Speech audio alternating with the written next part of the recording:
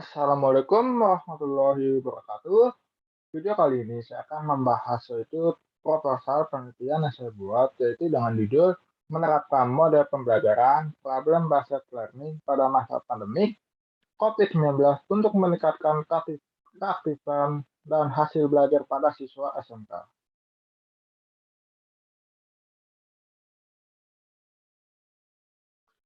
Sebelumnya, perkenalkan, saya Rudi Ardianto dengan NIM 151362040. Saya dari Universitas Negeri Jakarta 2020. Yang pertama, bab 1 yaitu pendahuluan. Yang pertama, latar belakang. Pendidikan merupakan usaha sadar dan terpola buat mewujudkan suasana belajar dan proses pembelajaran supaya siswa secara aktif mengembangkan potensi dirinya untuk mempunyai kekuatan spiritual keagamaan, pengendalian diri, kepribadian, kecerdasan, akhlak mulia, dan keterampilan yang dibutuhkan dirinya, masyarakat, bangsa, dan negara. Proses pembelajaran akan dikatakan sukses dan berhasil apabila murid aktif dalam ketika pembelajaran berlangsung, dan pula hasil belajar murid mencapai KKM yang sudah ditentukan.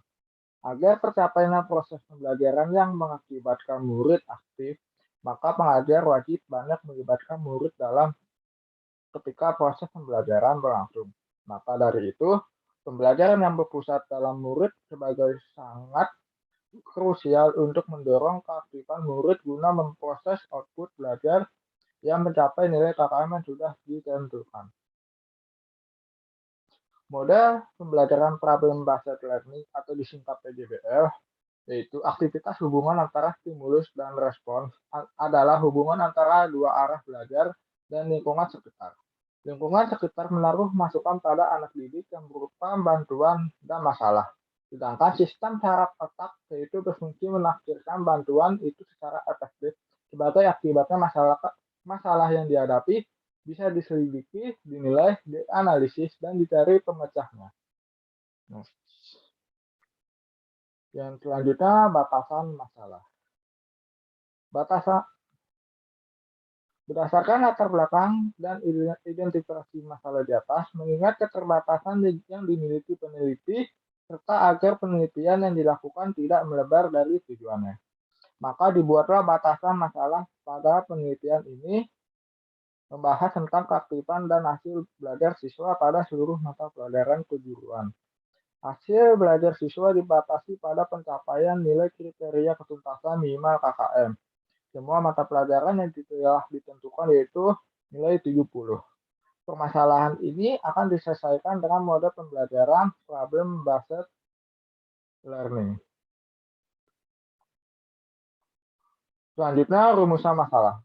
Rumusan masalah yang dapat disusun berdasarkan uraian latar belakang dan batasan masalah di atas, yaitu yang pertama, bagaimana menerapkan model pembelajaran problem based learning agar dapat meningkatkan keaktifan siswa.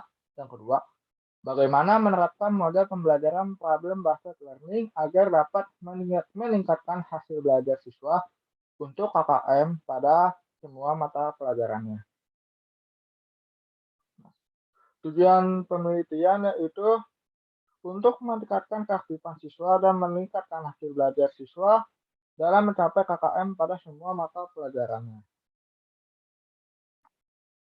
Yang terakhir, manfaat penelitian, yaitu yang pertama ada manfaat teoritis. Penelitian ini merupakan salah satu sarana untuk memberikan gambaran tentang penerapan model pembelajaran problem based learning untuk meningkatkan keaktifan dan hasil belajar siswa. Yang kedua, manfaat praktis bagi siswa. Diharapkan dengan adanya penelitian ini dapat meningkatkan keaktifan dan hasil belajar siswa. Yang kedua, bagi guru. Penelitian ini diharapkan menjadi bahan pertimbangan guru untuk menerapkan model pembelajaran problem based learning untuk meningkatkan keaktifan dan hasil belajar siswa. Dan terakhir, bagi peneliti, memberikan pengalaman dalam menggunakan model pembelajaran problem based learning dalam proses pembelajaran, menambah wawasan mengenai model-model pembelajaran yang dapat diterapkan dalam proses pembelajaran. Bab 2, yaitu tinjauan pustaka. Yang pertama akan membahas yaitu model pembelajaran. Pengertian model pembelajaran. Menurut Suprijono, model pembelajaran yaitu mengacu pada pendekatan yang digunakan termasuk di dalamnya adalah tujuan-tujuan pembelajaran, tahap-tahap dalam kegiatan pembelajaran, lingkungan pembelajaran dan pengelolaan kelas. Menurut Joyce and Weil, model pembelajaran itu suatu pola atau rencana proses pembelajaran yang sudah direncanakan sedemikian rupa dan digunakan untuk menyusun kurikulum, mengatur materi pelajaran, dan memberi petunjuk kepada guru di kelasnya.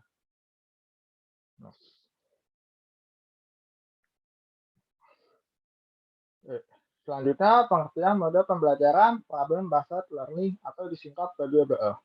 Menurut Dus dalam buku Aris Soimin, model pembelajaran Problem Based Learning atau disingkat PBBL merupakan model pembelajaran yang bercirikan adanya permasalahan konteks untuk para siswa belajar berpikir kritis dan juga keterampilan memecahkan masalah serta mendapatkan pengetahuan. Menurut Winkler dan Tarp dalam buku Aris Soimin, Problem Based Learning atau singkat PBBL adalah sistem pembelajaran yang mengembangkan strategi pemecahan masalah dan dasar-dasar pengetahuan serta keterampilan dengan menempatkan siswa dalam pikiran aktif sebagai pemecah masalah yang tidak terstruktur dengan baik. Selanjutnya, pengertian keaktifan belajar. Keaktifan belajar siswa dapat dilihat dari keaktivitas siswa dalam mengikuti proses pembelajaran di dalam kelas. Aktivitas siswa dimaksud yaitu siswa mengajukan pertanyaan, siswa mengajukan pendapat, siswa bekerja dengan kelompok, siswa mengerjakan tugas yang telah diberikan guru. Keaktifan siswa pada saat proses pembelajaran menyebabkan interaksi yang tinggi antara guru dan siswa. Hal ini mengakibatkan pengetahuan dan pemahaman siswa yang dapat menentukan peningkatan hasil belajar siswa. Selanjutnya, metode penelitian itu bab 3. Jenis penelitian yang digunakan dalam penelitian yaitu menggunakan metode kuantitatif, yaitu metode penelitian kuantitatif berlandaskan pada filsafat positivisme. Dipakai untuk meneliti pada populasi atau sampel tertentu. Pengumpulan data menggunakan alat ukur atau instrumen penelitian analisa data bersifat kuantitatif atau statistik, dengan tujuan untuk menguji dan membuktikan hipotesis yang telah dibuat atau ditetapkan. Teknik yang digunakan untuk mengumpulkan data ialah yang pertama metode penelitian survei adalah metode penelitian kuantitatif yang digunakan untuk mendapatkan data yang terjadi pada masa lampau atau saat ini tentang keyakinan, pendapat, karakteristik perilaku, hubungan variabel, dan untuk menguji beberapa hipotesis tentang variabel sosiologis dan psikologis dari sampel yang diambil dari populasi tertentu. Teknik pengumpulan data dengan pengamatan atau wawancara atau kuesioner dan hasil penelitian cenderung untuk digeneralisasikan. Yang kedua, studi pustaka digunakan untuk data-data yang bersifat teoritis. Maka penulis mendapatkan data studi pustaka dengan mencari sumber referensi, buku, jurnal, dan internet. Itu aja yang saya dapat jelaskan proposalnya, kurang lebihnya mohon maaf. Wassalamualaikum warahmatullahi wabarakatuh.